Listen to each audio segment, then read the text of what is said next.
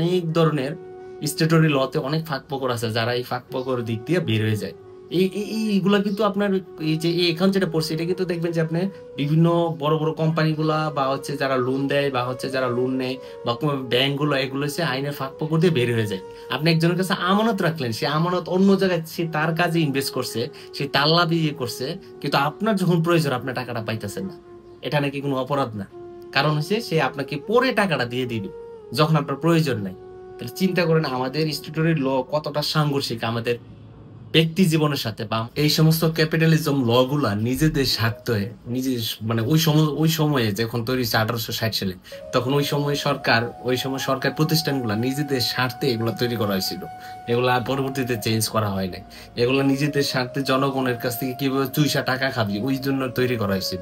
এখন অব্দি এগুলা চেঞ্জ করা নিয়ে কোনো কথা বলে না।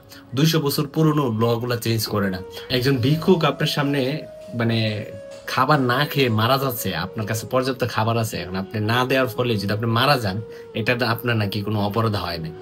মানে আপনার মানবতার দিক মানে মানবতা কতটুকু অবদান হয়েছে, কতটুকু তাদের মানবতা এই লর সাথে কতটুকু সাংঘর্ষিক, এটা একবার চিন্তা করে।